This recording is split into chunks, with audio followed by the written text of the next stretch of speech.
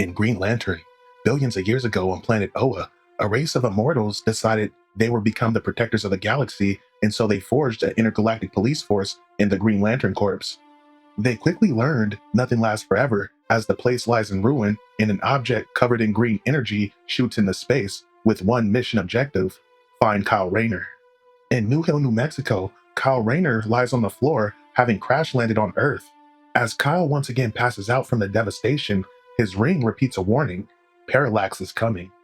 In North Carolina, at Ferris Aircraft, Carol Ferris stands before Hal Jordan as Hal has just restored the entire place.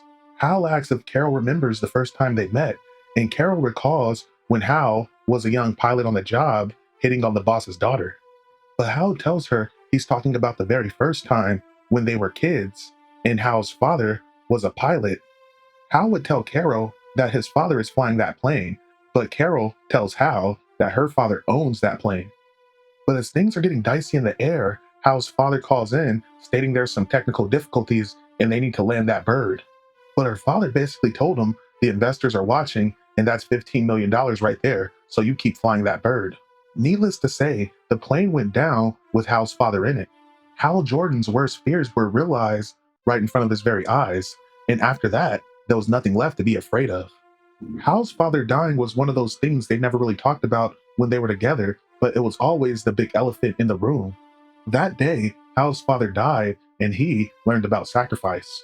But elsewhere at the JLA Watchtower, Green Arrow shows John Stewart the ring that Hal Jordan gave him.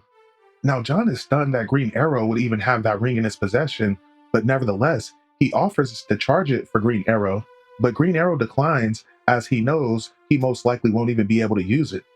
But as they make their way to the next room, Zatanna has located the Spectre at Ferris Aircraft, which means she's located Hal Jordan, seeing as his soul was grafted onto the Spectre. Batman tells Green Arrow to stay, but Arrow says he's not a nurse, but Batman insists, as if things go bad, there's no one else better to lead a counteroffensive than the Green Arrow. But elsewhere in New York City, Alan Scott is on the verge of collapse as he's very sick and he needs Jade to help him up, but he insists on going to the Justice Society headquarters so he can talk with Mr. Terrific. Alan Scott insists that Hal Jordan is not responsible for these atrocities, which surprises Mr. Terrific, but this all makes perfect sense to Jay Garrick.